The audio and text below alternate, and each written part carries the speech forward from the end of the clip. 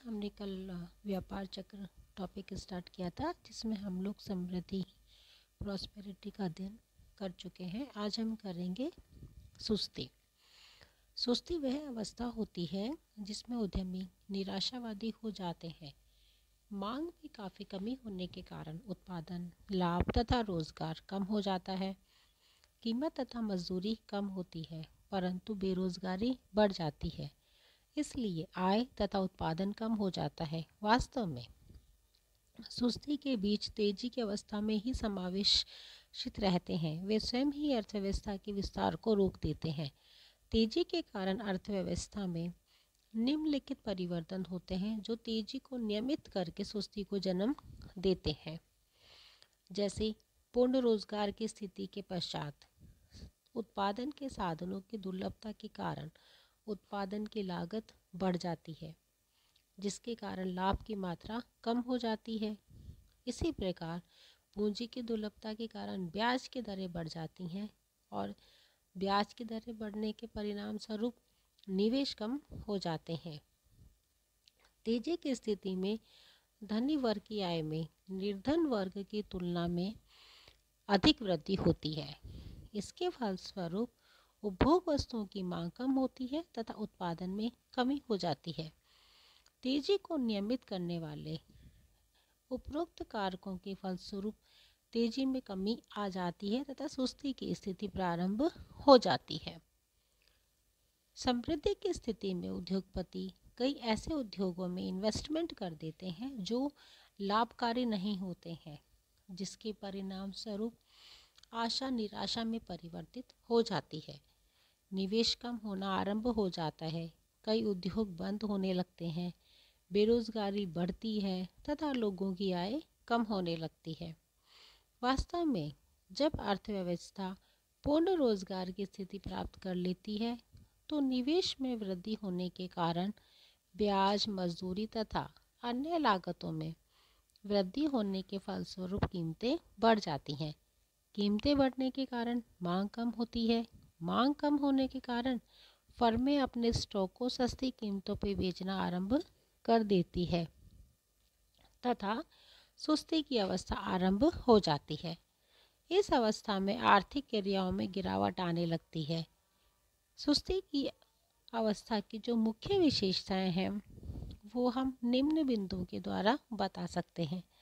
जैसे उत्पादन तथा आय में कमी होने लगती है, रोजगार कम होने लगता है, कीमतें कम होने लगती हैं, मजदूरी की दर कम होने लगती है, लाभ कम होने लगते हैं। इसलिए ब्याज की दर कम होने पर भी उद्यमी रुपया उधार नहीं देते। इसी प्रकार बैंक शाखा संकुचन होने लगता है, निवेश कम होने लगते हैं तथा गुणक की विपरीत क्रिया आरंभ हो जाती है, जिसके फलस्वरूप निवेश में होने वाली कमी की तुलना में आय में अधिक कमी होती है। उपभोक्ता की वस्तुओं के लिए मांग कम हो जाती है, वस्तुओं के स्टॉक में कमी होने लगती है और लोगों में एक डर की भावना विद्यमान हो जाती है। वे निराशावादी हो जाते हैं। शेयर्स की कीमत कम हो जाती है। अर्थव्यवस्था में यदि एक बार सुस्ती आरंभ होने लगती है तो वह बढ़ती ही जाती है। यदि हम इस स्थिति को कंट्रोल नहीं करें तो यह सुस्ती की अवस्था मंदी में परिवर्तित हो जाती है। M.W. ली कहते हैं कि जब एक बार सुस्ती शुरू हो जाती है तो वह अपने आप जंगल की आग की तरह भड़कने लगती है। अब हम अगला बिंदु देखते हैं, हमारा मंदी या संकुचन। सबसे पहले पढ़ा हम लोगों ने समृद्धि क्या होती है, प्रॉस्पेरिटी क्या होती है, फिर हमने देखा सुस्ती। अब हम कर रहे हैं मंदी या संकुचन। जब एक बार अर्थव्यवस्था में सुस्ती आरंभ हो जाती है तो वह बढ़ती जाती है। इसका परिणाम आर्थिक क्रियाओं में मंदी अथवा संकुचन होता है। व्यापार चक्र की मंदी की अवस्था में अर्थव्यवस्था में उत्पादन तथा रोजगार का स्तर बहुत कम हो जाता है। कीमतें, मजदूरी दरें गिर जाती हैं। उत्पादन के साधनों की कीमतों की तुलना में वस्तुओं की कीमतें अधिक कम होने के कारण उद्यमकर्ताओं तथा व्यापारियों को हानि सहन करनी पड़ती है। बेरोजगारी बढ़ जाने के कारण श्रमिकों की आर्थिक स्थिति बहुत ही असंतोषजनक हो जाती है। अर्थव्यवस्था की उत्पादन तथा वितरण प्रणालियां अस्त व्यस्त हो जाती हैं। लाभ में बहुत अधिक कमी होने के कारण उद्यमकर्ता निवेश कम करना पसंद करता है। यद्यपि ब्याज की दर कम हो जाती है, परंतु पूंजी की सीमांत उत्पादकता में कमी उससे अधिक अनुपात में होने के कारण निवेश कम हो जाते हैं। मंदी की अवस्था में तैयार माल की तुलना में कच्चे माल की कीमतें और भी अधिक कम होती हैं। किसान तथा कच्चे माल के उत्पादकों की आर्थिक स्थिति तैयार माल के उत्पादकों तथा व्यापारियों की तुलना में खराब हो जाती है। गुणक तथा त्वरक की अंतःक्रिया के विपरीत होने के फलस्वरूप आय में कमी हो जाती है। लोगों के निराशावादी होने के कारण शेयर्स की कीमत भी कम हो जाती है, उद्योग फेल हो जाते हैं और संपूर्ण अर्थव्यवस्था पे बहुत ही बुरा प्रभाव पड़ता है। इस प्रकार मंदी की स्थिति में आय, उत्पादन, रोजगार, कीमतें, लाभ, ब्याज, मजदूरी, मांग सभी आर्थिक तत्व गिरने लगते हैं। मंदी की अवस्था की कुछ विशेषताएं होती हैं, जैसे उत्पादन, आय का नीचा स्तर, रोजगार कम हो जाना, मजदूरी, ब्याज, अन्य लागतें कम होना, कीमतें कम होती जाती हैं, लाभ की मात्रा बहुत कम हो जाती है। इसलिए ब्याज की दर कम होने पर भी निवेश को कोई प्रेरणा नहीं होती। बैंकों के पास नकद कोष बढ़ते हैं, साख कम हो जाता है, उपभोक्ता वस्तुओं की मांग कम हो जाती है, लोग निराशावादी हो जाते हैं।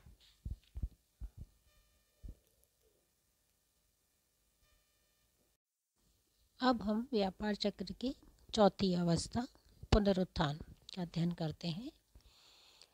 मंदी की अवस्था सदैव कायम नहीं रहती है। मंदी की अवस्था के दौरान उद्यमी पूंजीगत पदार्थों तथा मशीनों का प्रतिस्थापन भी नहीं कर पाते। उत्पादन काफ़ी कम हो जाता है, वस्तुओं के स्टॉक बहुत कम हो जाते हैं। मंदी के दौरान भी एक ऐसी स्थिति आ जाती है जिसमें वस्तुओं की दुर्लभता अनुभव की जाने लगती है।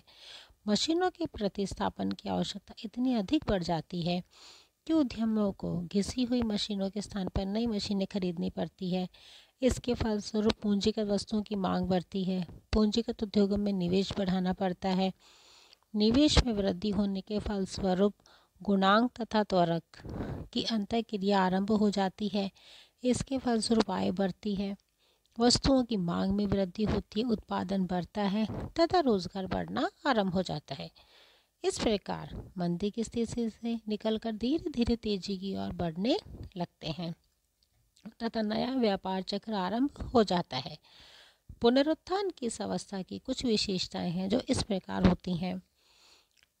रिप्लेसमेंट इन्वेस्टमेंट के कारण उत्पादन और आय में वृद्धि होने लगती है, रोजगार बढ़ता है, उपभोक्ता उत्पादक वस्तुओं की मांग बढ़ती है, कीमतें बढ़ने लगती है, लाभ में वृद्धि होती है, लागत में तुलनात्मक कम वृद्धि होती है, निवेश में वृद्धि होती है, बैंक साख बढ़ने लगते हैं और लोगों का दृष्टिकोण निराशावादी होने के स्थान पर आशावादी होने लगता है। तो इस प्रकार स्टूडेंट्स हमने व्यापार चक्र की चारों अवस्थाओं का अध्ययन किया कि समृद्धि क्या होती है, सुस्ती क्या होती है, मंदी क्या होती है, पुनरुत्थान क्या होते हैं।